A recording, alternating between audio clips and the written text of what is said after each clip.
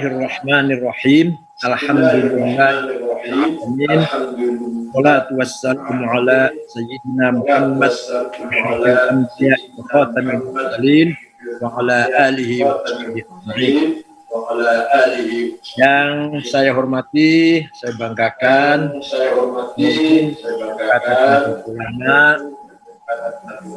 kandidat doktor, kandidat hajah, dan ini kita sekjen, sekup, dan jajaran pengurus harian mendapatkan kehormatan hari ini bisa melaksanakan Maulid Nabi walaupun secara virtual. Para peserta hadirin dimanapun berada, maupun luar negeri, seluruh Indonesia yang berbahagia. Ketika Rasulullah berada di Mekah, maka dakwahnya, sistem dakwahnya menggunakan doktrin. Kenapa? Karena yang dihadapi oleh beliau adalah masyarakat jahiliyah yang tidak mempunyai basic agama, iman, teologi, kitab suci, nabi, dan keimanan-keimanan yang lain. Mereka nol dalam hal itu, atau yang kita kenal dengan sebutan jahiliyah. Nah, ketika di Mekah, Rasulullah menghadapi masyarakat yang tidak punya peradaban, tidak punya agama, bahkan penyembah berhala yang tanpa basic filosofi. Beda dengan Hindu.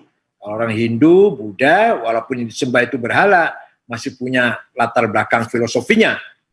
Seperti nenek moyang kita di Jawa dulu, syarat dengan filosofi mengartikan berhala-berhala itu. Kalau orang Arab waktu itu, ya melulu menyembah batu, tanpa ada dasar filosofinya mengapa menyembah batu. Maka Nabi Muhammad menggunakan metode doktrin. Disinilah terjadi pro kontra antara sautul haq dan sautul batil. Antara prinsip yang benar, suara kebenaran, misi kebenaran, risalatul haq, berhadapan dengan risalatul batil, risalatul jahiliyah, misi jahiliyah. Dah, ringkas saja itu. Rasulullah berhasil mengislamkan atau Rasulullah diikuti kurang lebih 120 orang sahabat selama 13 tahun. Kurang lebih 120 orang. Itu yang disebut dengan as-sabiqunal awwalu, generasi pertama. Nah, setelah pindah ke Madinah,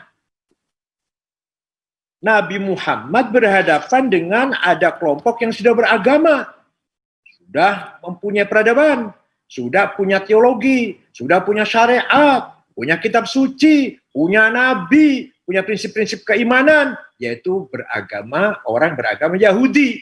Terdiri dari tiga suku, Bani Qainuqa, Bani Quraidah, Bani Nadir, yang kedatangannya di Yathrib, di Madinah, sudah lama, ratusan tahun, semenjak pelarian dari Sinai.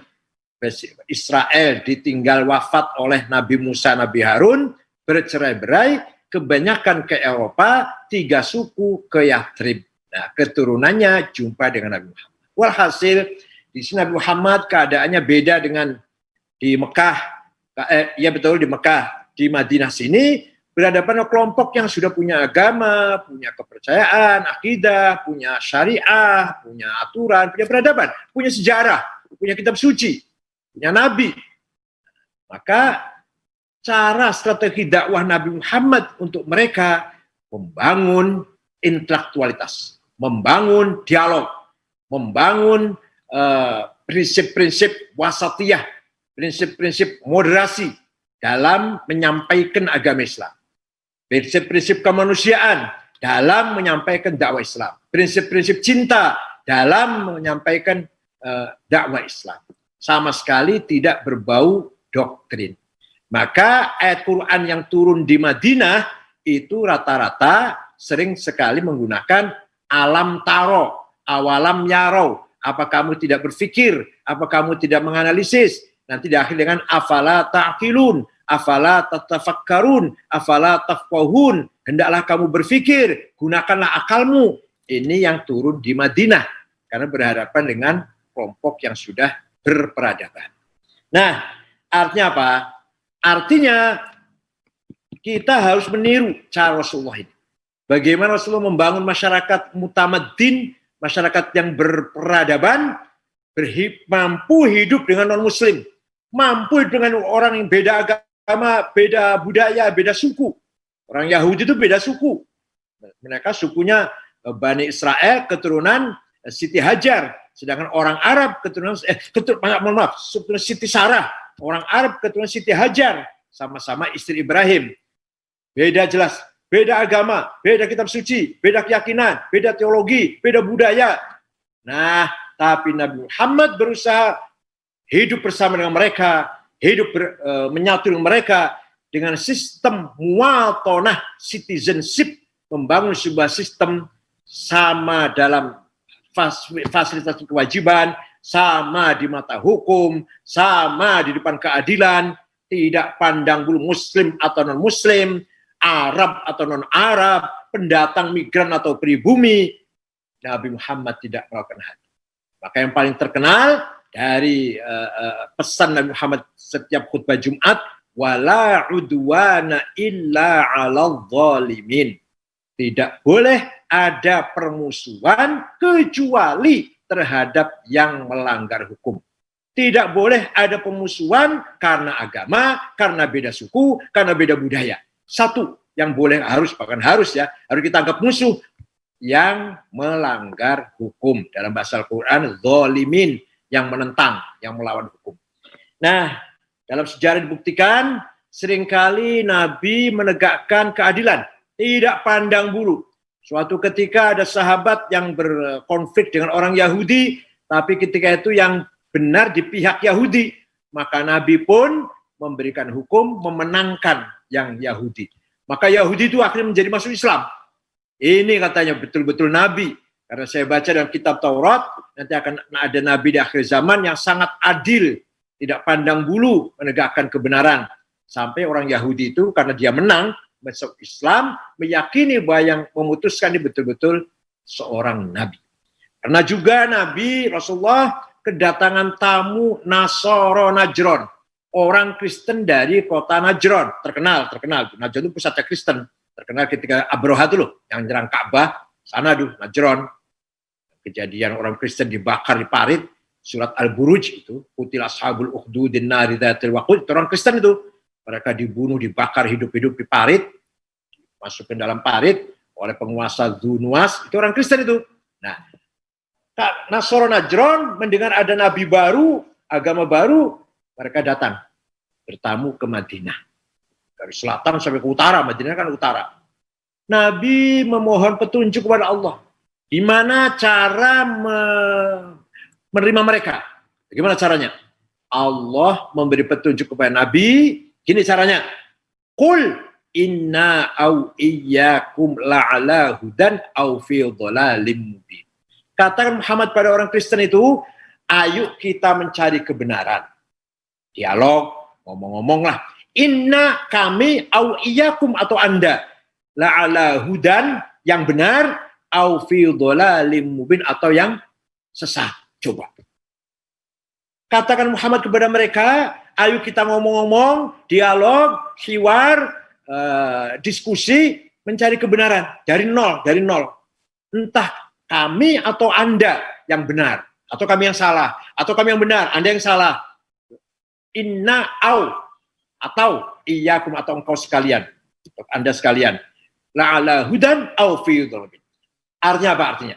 Artinya Quran memberi guidance kepada Muhammad melakukan non-muslim dengan dialog, dengan diskusi, dengan hiwar bahasa Arabnya untuk mencari kebenaran.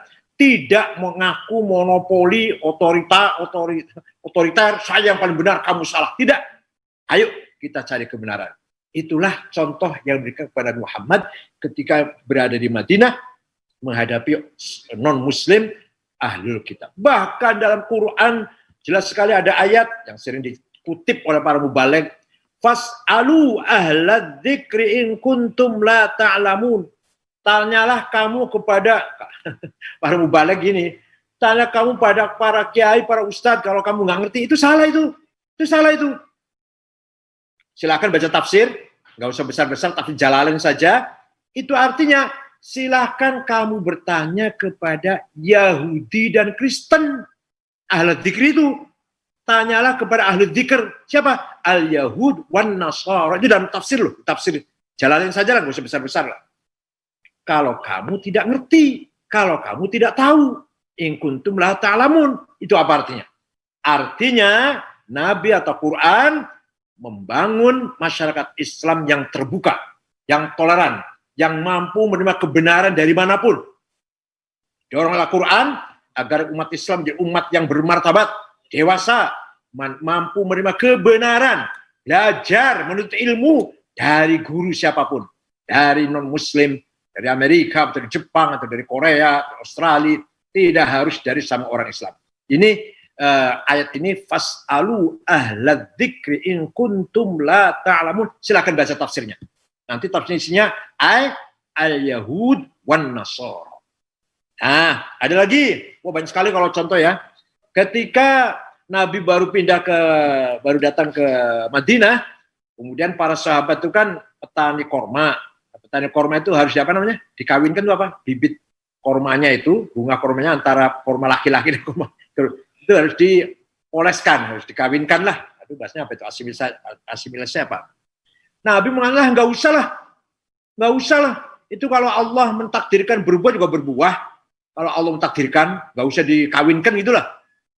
Ternyata tahun itu tidak berbuah kormanya, tidak berbuah kembang kormanya itu tidak menjadi buah. Maka Nabi mengatakan antum a'lamu bi umuri dunyakum. Kamu sekalian lebih tahu daripada saya tentang urusan kamu, urusan dunia maksudnya. Urusan pertanian, bisnis, kamu sekalian lebih tahu dari saya. Apa artinya itu?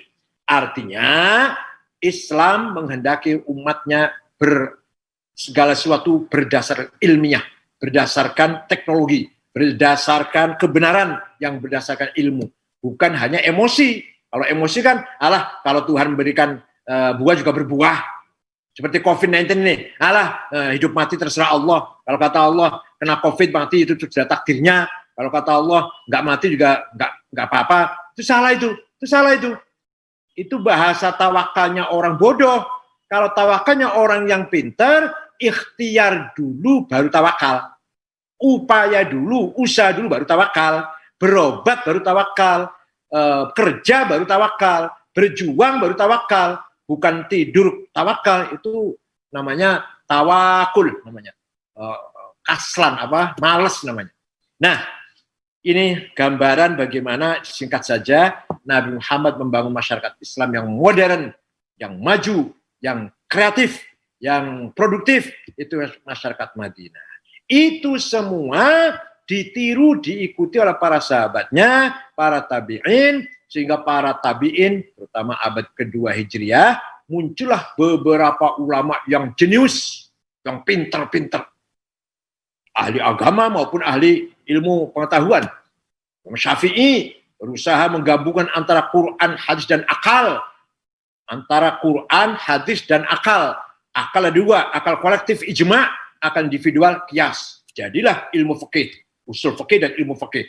Imam Asy'ari menggabung antara nas dan akal, muncullah hasilnya sifat 20 yang wajib bagi Allah, 20 mustahil, 1 yang jaiz, 4 yang wajib bagi Rasul, 4 yang mustahil, 1 yang jaiz, aqaid 50. Ilmu nahwu lahir, ilmu balaghah, ilmu sejarah, filsafat, di situ muncul di abad kedua ketiga Hijriah.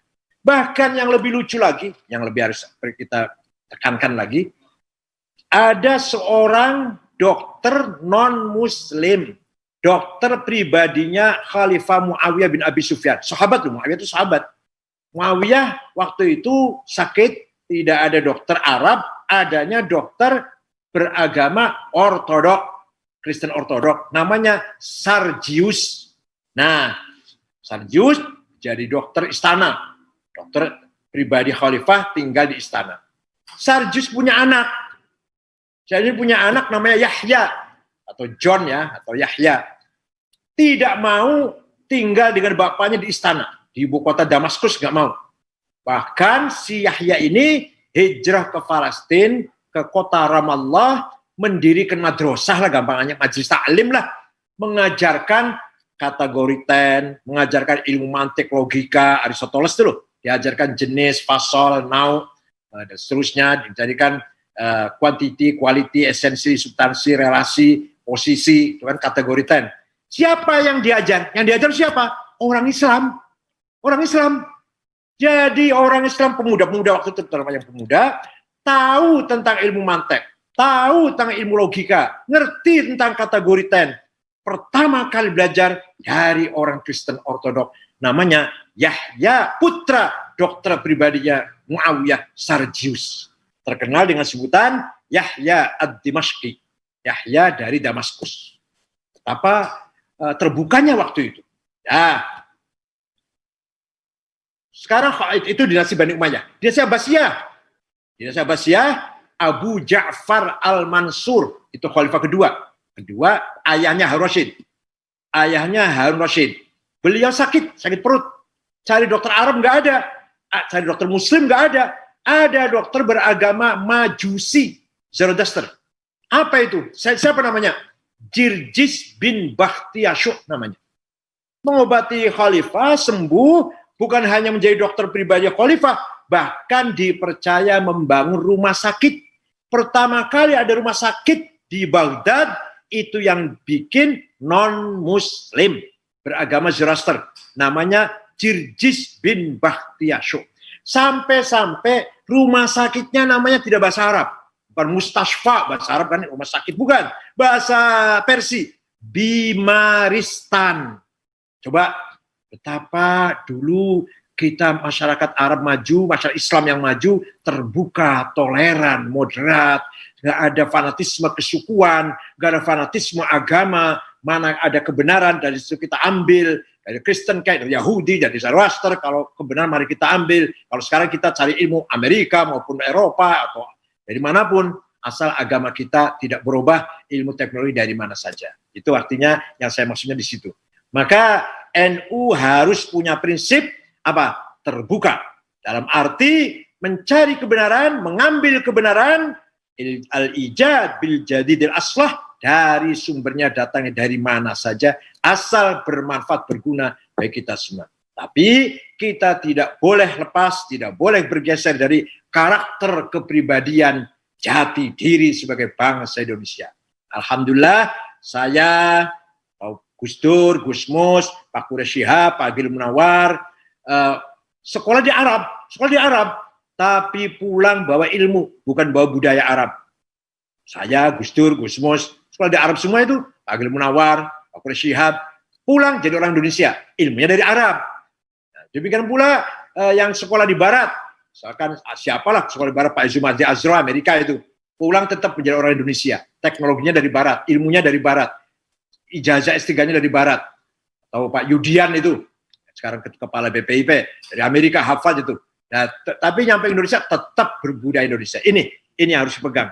Tidak boleh kita bergeser dari kepribadian kita. Kalau kita ingin terus mengawal keutuhan NKRI atau keberadaan NKRI. Kalau tidak, jangan-jangan NKRI nggak sampai 100 tahun. Jangan-jangan tidak sampai 2045. Jangan-jangan NKRI akan bubar kalau budaya, karakter, jati diri tidak kita pertahankan. Ilmu kita ambil dari mana saja, teknologi kita ambil dari mana saja, tapi prinsip budaya kita harus kita pertahankan. Seperti dulu para kiai, para ulama, ketika kota-kota, kerajaan-kerajaan, keraton-keraton sudah MOU dengan Belanda semuanya, maka kiai-kiai lari dari kota, mendirikan pesantren di kampung-kampung, di hutan-hutan lah katakan, di kampung-kampung. Saya dari Kempek, ada yang Gedongan, ada Bawa Kecuali, semuanya kampung semua dulunya tuh. Kalau sekarang agak ramai sekarang sih. Atau Lirboyo, ya kampung itu semuanya. Tukwireng, di dalam rangka menyelamatkan jati diri, menyelamatkan kepribadian kita, akidah, iman, akhlak, dan kepribadian budaya kita. Martabat kita di situ. Coba kalau hidup di kota dengan Belanda waktu itu, larut semuanya. Bahkan ketika Belanda melakukan politik etis namanya, tahun 19 berapa itu, yang membuka pintu sekolah untuk pribumi, anak-anak pribumi silakan sekolah. Tadinya nggak boleh, sekarang boleh, silakan sekolah. Kiai tahu, Kiai sangat waspada itu. Ini tujuannya bukan ingin ingin memberikan pendidikan pada pribumi, tapi tujuannya untuk sekularisasi agar anak-anak muda sudah nggak paham Islam, sudah nggak paham Islam, nggak peduli dengan Islam, tidak ada perjuangan, nggak ada semangat perjuangan Islam, nggak ada semangat dakwah, paling-paling beragama Islam KTP supaya sekuler. Maka kiai-kiai bersikap keras, haram sekolah Belanda. Ya walaupun itu ijtihadiyah, sifatnya ijtihad, nggak betul-betul haram ya enggak. Haram sekolah di sekolah Belanda. Haram nulis dari kiri, nulis dari kanan. Ayah saya itu gitu. Ayah saya mengatakan haram nulis dari kiri. Kemudian haram pakai celana, haram pakai dasi. Karena bencinya dengan Belanda. Ingin menyelamatkan apa? Budaya, karakter, jati diri. Nah, oleh karena itu kesimpulannya, ayo kita sekarang sudah dalam era kebebasan, era demokrasi, maka sosial ekonomi, sosial budaya harus kita pertahankan, antara lain juga dengan sosial politik kebangsaan, bukan politik jabatan, bukan politik praktis. Mari kita kawal, kita rawat keberadaan, keberlangsungan NKRI ini, yaitu dengan mengawal 4 pilar itu, kita semua tahu lah. Jangan sampai yang sudah susah payah dibangun oleh founding fathers dengan lintas agama, lintas budaya, lintas suku, Bhinneka Tunggal Ika ini kemudian terpecah belah hanya kepentingan politik satu kelompok tertentu. Bisa-bisa Indonesia bubar, nggak sampai tahun 45, nggak sampai tahun 2045, nggak sampai 100 tahun. Naudzubillah ini. Di mana kuncinya? Di samping ekonomi ya penting, senjata juga penting, partai politik penting, tapi yang paling penting lagi adalah budaya, jati diri, karakter, kecintaan kita terhadap ukhuwah watoniyah ini. Oke, mari kita perkuat ukhuwah watoniyah. Wa innamal umamul akhlaqu ma baqiyat fa inhumu dhahabat akhlaquhum dhahabu. Martabat sebuah bangsa tergantung budayanya. Coba, kenapa nggak bilang tergantung agamanya? Nggak bilang gitu tuh. Ini Ahmad Shauqi Beg, penyair dan pemikir dari Mesir. Tidak mengatakan martabat bangsa tergantung agamanya. Tidak. Mengatakan martabat bangsa tergantung budayanya, karakternya. Coba. Wa innamal umamul akhlaqu ma baqiyat. Fa inhum dhahabat akhlaquhum dhahabu. Kalau budayanya hilang, akhlaknya hilang, karakter jati diri hilang, dhahabu, bangsa itu akan hilang pula dari keberadaannya. Akan hilang, bubar kalau tidak punya akhlak, kalau tidak punya budaya, kalau tidak punya karakter. Coba nggak mengatakan wa innamal umamul adyanu ma baqiyat, eksistensi atau martabat bangsa itu tergantung agama, enggak, akhlak, budaya. Alhamdulillah kita sudah mapan sekarang sampai hari ini ya, kita sudah mapan, sudah tidak ada lagi masalah perbedaan suku di forum-forum, di ormas partai politik, bahkan sebuah bangsa ini sudah selesai. Direkturnya orang Jawa, sekjennya orang Sunda, atau wakilnya orang Batak, gak ada masalah itu, gak ada masalah. Di PBNU sendiri berbagai macam suku ada, tidak ada masalah sama sekali. Tinggal sedikit masih ada masalah, yaitu masalah agama. Perbedaan agama masih ada ganjilan sedikit. Ya mari kita pelan-pelan kita selesaikan PR kita ini. Kalau masalah suku sudah nggak ada. Bandingan Bali, fanatisme kesukuan masih sangat kuat. Jadi Afghanistan yang hanya 7 suku itu 100% beragama Islam, 7 suku, konflik perang saudara 40 tahun. Irak orangnya pinter-pinter, Syria pinter-pinter, Libanon pinter-pinter. Kalau lihat orang Libanon pemimpinnya pinter semua. Level internasional lah. Michel Aoun, orang Kristen, Nabi Berre, Syiah, Hariri, Sunni, Nizar Khalid, Sunni, siapa lagi? Samir Ja'ja, itu Druz, Wali Jumlat, Kamal Jumlat, Husain Nasrullah, Syiah, orang pinter semua tuh, orang hebat-hebat. Tapi kalau udah jadi satu nggak bisa, gagal. Satu-satu harus pinter-pinter. Tapi jadi satu sulit. Begitulah di Irak, begitulah di Syria, atau di Mesir masih seperti itu. Apa? Ta'assub qabali. fanatisme, kepentingan ke suku masing-masing. Alhamdulillah di kita di sini sudah tidak ada lagi ta'assub qabali, tinggal sedikit ada ganjalan kalau beda agama sedikit. Mudah-mudahan kalau NU tidak, kalau NU sudah nggak masalah itu. Tapi secara umum perbedaan agama masih menjadi ganjalan persatuan kesatuan ukhuwah Islamiyah kita. Masih ada ganjalan dalam muhasabah cinta itu, perbedaan agama. Kalau masalah suku sudah selesai di kita itu. Harus kita pelihara. Kalau kita ingin membangun martabat bangsa kita. Selamat kepada Fatayat dengan Maulid Nabi ini. Mari kita perkuat, kita kawal dari diri kita untuk membangun ukhuwah watoniyah dan ukhuwah insaniyah. Syukran barakati wan najah. Assalamualaikum warahmatullahi wabarakatuh.